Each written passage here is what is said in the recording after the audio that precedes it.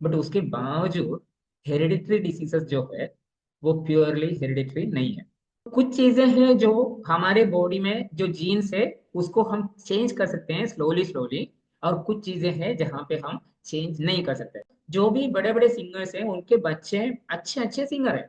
Main reason ये है कि वो उनका परवरिश उसी माहौल में किया गया है जहाँ पे उनका गाने का जो जीन्स है उसको अच्छा किया जाए। इंटरनल एंड एक्सटर्नल फैक्टर्स की वजह से हमारा जीन्स या जीन का एक्सप्रेशन जो है वो चेंज हो सकता है। राइट। अभी अगले सेशन में मैं आपको ये बताने वाला हूँ कि आपका जो मोटापा है या आपका जो ओबिसिटी है आप अपने बच्चों में ट्रांसफर न करें। जेनेटिक्स का मतलब है हमारे जीन के रिलेटेड में कुछ है, और एपिजेनेटिक्स मतलब जीन से ऊपर में कुछ है। जीन ही जीन कुछ काफी नहीं होता हमारे लाइफ को डिसाइड करने के लिए। एक्चुअली जो टॉपिक आज इसको मैं थोड़ा लंबा ले रहा हूँ, मतलब आज इसको खत्म नहीं करेंगे, 2 या 3 हफ्तों में इसको खत्म करेंगे। वो अच्छा रहेगा कि आपको भी थोड़ा वो समझ में आए। ठीक है। DNA is not your destiny. DNA क्या होता है, जीन क्या होता है और क्रोमोसोम क्या होता है, ये सब एक सेल के अंदर में होते हैं। एक कोशिका के अंदर में ये सारी चीजें, जैसे पहले तो क्रोमोसोम आएगा। क्रोमोसोम 23 पेयर ऑफ क्रोमोसोम्स होता है, मतलब टोटल 46। इसमें से 23 आता है मदर से, 23 आता है फादर से। तो ये दोनों मिलके एक बच्चे में टोटल 46 क्रोमोसोम होगा। इसमें से 45 क्रोमोसोम्स जो है वो नॉर्मल है। Last to 45th and 46th जो है वो हमारे सेक्स को भी डिसाइड कर रहा है। एक्स एंड वाई क्रोमोसोम जो बोलते हैं। ठीक है, एक्स एंड एक्स है तो फीमेल चाइल्ड होता है, एंड एक्स एंड वाई है तो मेल चाइल्ड होता है। इस तरह से क्रोमोसोम होता है। क्रोमोसोम के अंदर में बहुत सारे कोडिंग होते हैं, डीएनए। और ये डीएनए कुछ एक साथ में आके, डीएनए एक कोड होता है, जेनेटिक कोड होता है। और ये कुछ डीएनए एक साथ आके एक पर्टिकुलर फंक्शन के लिए काम करता है, तो उसको बोलते हैं जीन। हमारे अंदर में डीएनए अप्रोक्सीमेटली 300 करोड़ के आसपास है। इतने सारे कोडिंग है। और ये इसमें खास ये है कि हमारे हर एक सेल में इस तरह से है। ऐसा एक सेल नहीं है, हर सेल में है। ठीक है। और ये जो जेनेटिक कोड है ये कॉम्बिनेशन में आने के बाद में, मतलब जीन बनने के बाद में, जीन ऐसे जीन अराउंड 3000 के 30,000 के ऊपर जीन्स है हमारे अंदर, एक एक कोश में। ठीक है। तो ये सब होने के बाद क्वेश्चन ये है कि हेरिडिटरी डिसीजेस जो है वो प्योरली हेरिडिटरी है क्या, या उसमें और भी कुछ रोल होता है। मैंने बताया बहुत सारे इसका टेक्नोलॉजी या अंदर में बहुत सारी चीजें काम करते हैं, बट उसके बावजूद हेरिडिटरी डिसीजेस जो है वो प्योरली हेरिडिटरी नहीं है। ओके। कैसे, मैं उसमें आगे जा रहा हूँ। एक्चुअली सर्काडियन रिदम के बारे में आप लोग सब सुने होंगे पहले भी।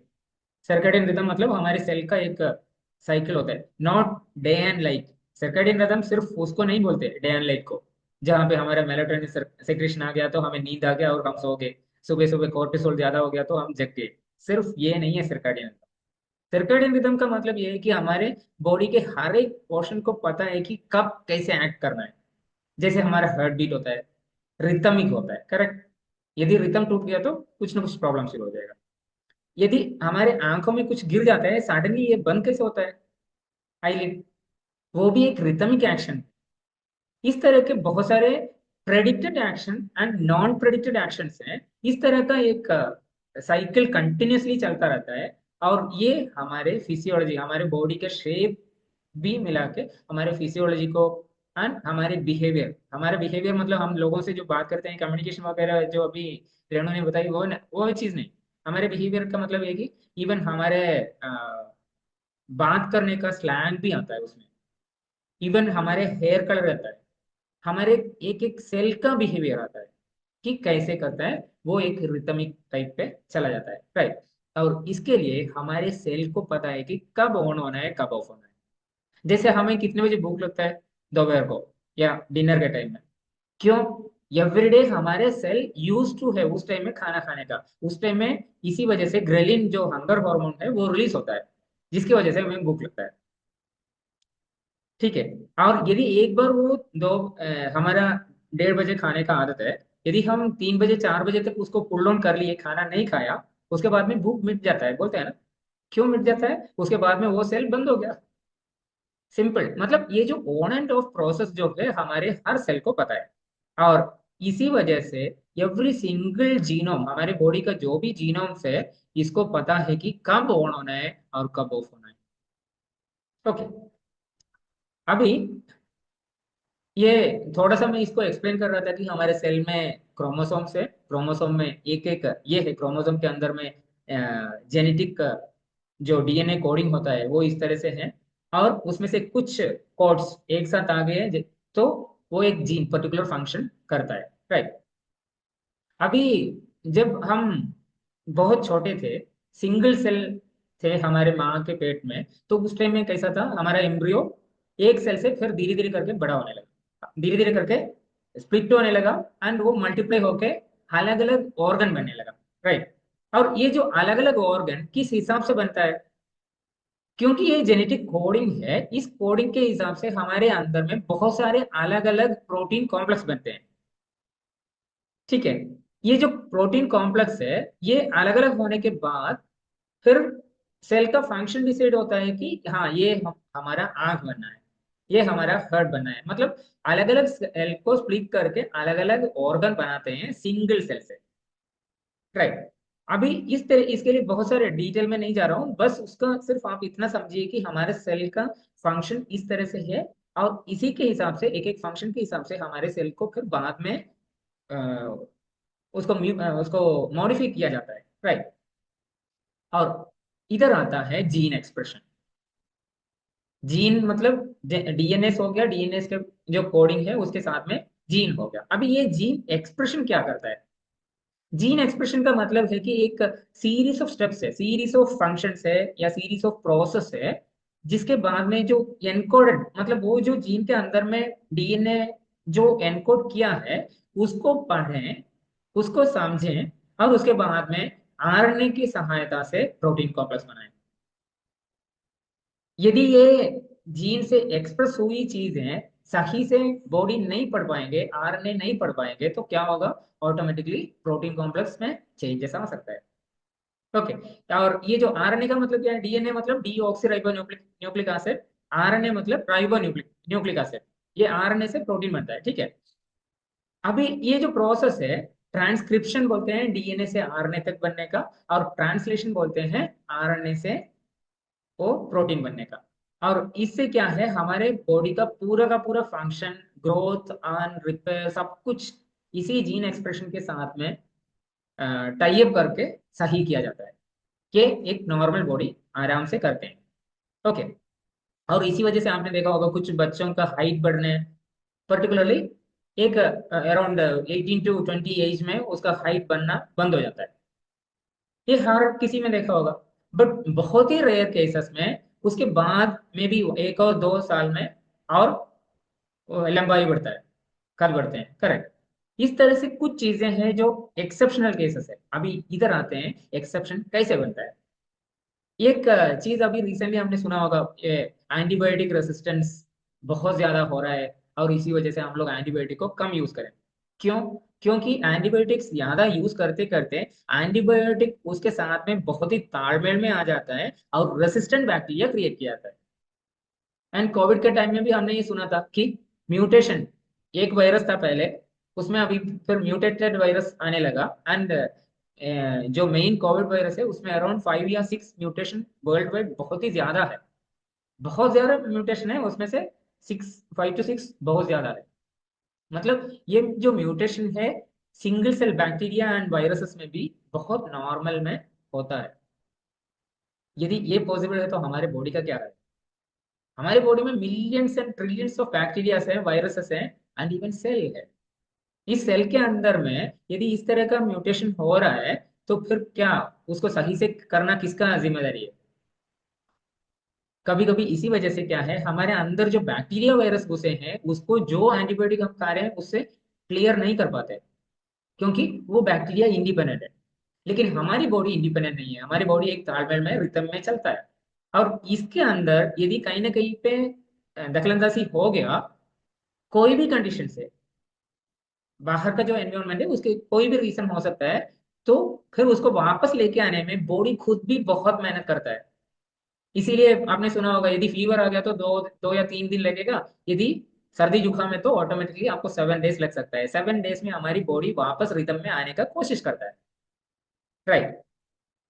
अभी इसी जीन एक्सप्रेशन को मैं थोड़ा सा आगे ले जा रहा हूँ। गैलेक्टोसीमिया करके एक बीमारी है, जहां पे छोटे बच्चों में, नन्हे बच्चों में मिल्क के साथ एलर्जी होता है। पैदा होते ही उसको यदि एलर्जी है तो नॉर्मली डॉक्टर्स उसको बता नहीं पाते, उसको 2-3 दिन लगता है, उसके लिए अलग अलग सिम्टम्स होते हैं। बट ये सिम्टम्स को एनालाइज करके यदि वो बच्चे को दूध नहीं देना है, तो दूध नहीं देने के लिए या दूध उस तरह का एलर्जी होने के लिए सेंसिटिविटी, मिल्क सेंसिटिविटी एक मेजर रीजन हो सकता है, लैक्टोस इंटॉलरेंस हो सकता है। ठीक है। अभी इस तरह का गैलेक्टोसीमिया जो जेनेटिक प्रॉब्लम है, यदि बच्चों में आ गया तो उस बच्चों को उसके बाद ये जो लैक्टोस को रिमूव करके बिना लैक्टोस का दूध दिया जाता है। एक्चुअली लैक्टोस चाहिए, एक तरह का कार्बोहाइड्रेट है, और ये जो कार्बोहाइड्रेट है उसके बड़ा होने के लिए, ग्रोथ के लिए बहुत जरूरी है। तो उस लैक्टोस को रिप्लेस करके ग्लूकोज का अलग फॉर्म में, कार्बोहाइड्रेट का अलग फॉर्म उसमें इंक्लूड कर देते हैं, और जिसकी वजह से बच्चा बिल्कुल ठीक हो जाता है। बट इधर एक कैच है।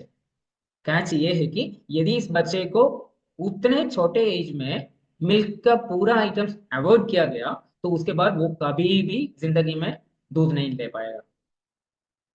बट यदि उस बच्चे को धीरे धीरे करके बहुत ही कम क्वांटिटी में लैक्टोज भी दिया जाए, एडिशनल जो मिल्क एक्स्ट्रा सपोर्ट के साथ में, मिल्क के अलावा, मिल्क मतलब जो लैक्टोज फ्री मिल्क जो होता है उसके साथ में बहुत ही कम क्वांटिटी में लैक्टोज भी दिया जाए, तो उसका बॉडी उसके साथ में अडेप्ट कर देते हैं, और धीरे धीरे करके वो लैक्टोज के साथ उतना सेंसिटिविटी नहीं दिखाते। नहीं तो फिर क्या होता है, गैल्टोसीमिया वाले चाइल्ड, वो उसको पूरा का पूरा लैक्टोस निकाल दिया गया उसके दूध से, एंड मे बी 20-25 ईयर के टाइम में जब वो दूध पिएगा तो इमिडिएटली उसको एलर्जी सिम्टम्स शुरू हो जाएगा। राइट। बट हर चीजें इस तरह से नहीं है, कुछ चीजें जैसे कि कलर ऑफ आइरिस, ये आइरिस का कलर जो है, ये पैदा होने के टाइम में जो कलर है वो स्टैंडर्ड, उस वही कलर बाद में भी दिया जाता है। इसी वजह से बाद में वो आइरिस के ऊपर अलग अलग कलर लगा के लोग घूमते हैं। ओके। तो कुछ चीजें हैं जो हमारे बॉडी में जो जीन्स है उसको हम चेंज कर सकते हैं स्लोली स्लोली, और कुछ चीजें हैं जहां पे हम चेंज नहीं कर सकते। ठीक है। अभी इसमें एक बहुत ही फनी चीज ये है, ये क्रोकोडाइल का बच्चा है। ठीक है, ये अंडे से बाहर आते हैं, और ये जो क्रोकोडाइल का बच्चा जो है, उसको मेल या फीमेल होना बहुत ही मतलब रैंडम है। और ये रैंडमाइजेशन कैसे है पता है? ये जो अंडा, जिस टेम्परेचर में अंडा, अंडे से बच्चा बाहर आता है, उसको हैचिंग बोलते हैं इंग्लिश में। वो हैचिंग टेम्परेचर डिसाइड करता है कि ये मेल होगा या फीमेल होगा। कितना कितना क्या बोलते हैं, डिफरेंस सा है ना ये, कि हम लोगों का एक्स एंड वाई वो सब तो ठीक है, बट ये कुछ चीजें ऐसे भी हैं कि उसका एक्स एंड वाई डिसाइड करता है टेम्परेचर। ओके। आपने ऐसा देखा होगा कि ट्विंस, बहुत सारे ट्विन सिस्टर्स या ट्विन ब्रदर्स, इसमें इनका जो बिहेवियर पैटर्न या उनका जो दिखने का जो पैटर्न है, वो बिल्कुल डिट्टो सेम टू सेम है। इवन एक उम्र तक उनका जो बिहेवियर है वो भी बिल्कुल सेम टू सेम था, लेकिन उसके पसंद में अलग अलग है। एक को खारा चीज पसंद है और दूसरे को मीठा चीज। आपने देखा होगा ना, क्यों ये डिफरेंस आता है? उनके अंदर जो सेल है, उस सेल को किस तरह से उन्होंने माउल्ड किया है उसके हिसाब से वो चेंज होता है। एक गाता है, दूसरे बिल्कुल गा नहीं सकते। अलग अलग मतलब सभी चीजें जो है पेरेंट्स से बच्चों में इक्वली जेनेटिकली आता है, बट वो उसको जो पोषण देता है वो अलग तरीके से। राइट। बच्चों के कद के बारे में मैंने थोड़ी देर पहले बताया था। आप ऐसे सोचिए, जिस बच्चे को 18 साल के उम्र तक बिल्कुल न्यूट्रिशन दिया नहीं गया, किसी भी तरह का कैल्शियम या इस तरह का उसको न्यूट्रिशन था ही नहीं खाने में, उसके माँ बाप कितने भी लंबे हाइट के हो, कद उनके कितने भी ज्यादा हो, बच्चे ज्यादा कद नहीं होते। बट यदि उस बच्चों को 18 के बाद में 1 या 2 साल के लिए भी अच्छा खाना दिया जाता है तो उनका कद इमिडिएटली बढ़ जाता है। अब सो क्या होगा, ये सब चीजें जो है ये बताता है कि DNA is not your destiny. आप जिस कोड के साथ में पैदा होते हैं वो पूरा का पूरा आप कौन है डिसाइड नहीं करते। राइट। इसमें ये जो बच्चों के बारे में मैं ये एक थोड़ा सा और बताऊं तो कुछ बच्चों के पेरेंट्स जो है दोनों मम्मी पापा अच्छे से गाते हैं या इंस्ट्रूमेंट अलग अलग इंस्ट्रूमेंट प्ले करते हैं, लेकिन उन बच्चों को पेरेंट्स से निकाल के दूसरे कोई ऑर्फनेज में पैदा और उनका परवरिश किया गया तो वो बच्चे गाएंगे करके कोई श्योर किया, चांसेस आर वेरी लेस। वो बच्चे गाना इसलिए शुरू करते हैं बहुत सारे, जैसे विजय यशुदास, यशुदास के बेटा, या इवन अलग अलग मतलब जो भी बड़े बड़े सिंगर्स हैं उनके बच्चे अच्छे अच्छे सिंगर हैं। रीजन, मेन रीजन ये है कि वो उनका परवरिश उसी माहौल में किया गया है जहाँ पे उनका गाने का जो जीन्स है उसको अच्छा किया जाए। राइट। एक लेबोरेटरी में एक टेस्ट किया गया था कि एक सिंगल सेल निकाल दिया, स्टेम सेल जिसको बोलते हैं, जिसका कैपेसिटी है कि अलग अलग तरह के सेल बने हमारे बॉडी में, वो अलग अलग तरह का ऑर्गन बन सकता है। ये जो स्टेम सेल है एक को निकाल के एक कल्चर मीडियम में लेबोरेटरी में उसको एक्स्ट्रा पोर्शन किया गया तो वो अराउंड 50 सेल बन गया टोटल। एक प्लेट में अराउंड 50 सेल्स हो गया। इस 50 सेल्स को 3 प्लेट में इक्वली बांट दिया। उसके बाद में अगेन उस कल्चर मीडियम में अलग अलग चीजें, मतलब उसका जो मीडियम तो सही रखा बट उसका जो एनवायरनमेंट है उसको चेंज किया। और उसके बाद में अगेन उसको ज्यादा ग्रो करने के लिए टाइम दिया। तो उसके बाद में देखा कि पहले वाला जो प्लेट है उसमें हमारा जो सेल बना है वो लिवर सेल का इक्वलेंट है, दूसरे में जो बना है हेयर सेल के इक्वलेंट है, एंड थर्ड में जो है वो हमारे हर्ट सेल्स के इक्वलेंट में सेल बन गया। मतलब स्टेम सेल एक ही था और उस स्टेम सेल को फिर ग्रो होने दिया। उसके बाद में उसका कल्चर मीडियम 3 अलग अलग प्लेट में अलग अलग रखा। उसके बाद में 3 अलग अलग तरह के हमारे ऑर्गन बने। मतलब यदि मीडियम चेंज होता है या हमारा एनवायरनमेंट चेंज होता है तो सेल्स चेंज हो सकते हैं। तो इधर तक अभी साबित क्या होता है कि हमारे जो नेचर है या जीन्स जो है वो हर किसी में ऑलमोस्ट सेम है या पेरेंट्स से मिलता है। लेकिन जो नरिशमेंट है या एनवायरनमेंट है वो एनवायरनमेंट डिसाइड करता है कि हमारा जीन्स का फंक्शनिंग कैसे। ओके। अभी ये जो फैक्टर्स क्या है, किन चीजों की वजह से इसमें चेंजेस आता है, ये देखेंगे तो कुछ एक्सटर्नल फैक्टर होते हैं जैसे कि यूवी लाइट हो गया, रेडिएशन हो गया, पोल्यूशन हो गया, या एनवायरमेंटल स्ट्रेसेस बाहर से जो आता है, या इवन जो हमारे लाइफस्टाइल फैक्टर्स, ये सब एक्सटर्नल फैक्टर्स जहाँ पे हम थोड़ा सा इन्फ्लुएंस कर सकते हैं। एक्सटर्नल का मतलब ये भी है कि हम उसमें थोड़ा सा अपना इन्फ्लुएंस दे सकते हैं। इंटरनल फैक्टर्स में आ गया कि genes and gene mutation, epigenetic instability, हमारे जो जीन का एक्सप्रेशन वगैरह जो है उसके साथ में जो इंस्टेबिलिटी होता है वो, इम्यून सिस्टम डीरेगुलेशन, हमारे इम्यूनिटी में बहुत ज्यादा प्रॉब्लम्स आ जाए या ऑटो इम्यून कंडीशंस आ जाए, तो ये सब जो है हमारे इंटरनल फैक्टर में आ जाता है। हेरिडिटरी प्रॉब्लम्स या इवन जो हॉर्मोन्स एंड उसका मेटाबॉलिज्म प्रॉपर सही से नहीं हो रहा है तो ये ये सब हो जाएगा तो इंटरनल एंड एक्सटर्नल फैक्टर्स की वजह से हमारा जीन्स या जीन का एक्सप्रेशन जो है वो चेंज हो सकता है। राइट। अभी अगले सेशन में मैं आपको ये बताने वाला हूँ कि आपका जो मोटापा है या आपका जो ओबेसिटी है आप अपने बच्चों में ट्रांसफर न करें। कभी कभी हम पूछते हैं ना कि आपने अ, अपने पापा से कुछ नहीं मिला हमें तो, लेकिन ये डायबिटीज मिल गया करके, बट ऐसा बोलने का मौका ना दे, क्योंकि every child has the right to be born healthy. वो अच्छे स्वास्थ्य के साथ में पैदा हो, उनके उनको ये अ, क्या बोलते हैं, जन्मावकाश बोल सकते हैं। राइट। उनका बर्थ राइट है कि born healthy. Okay. Thank you for today.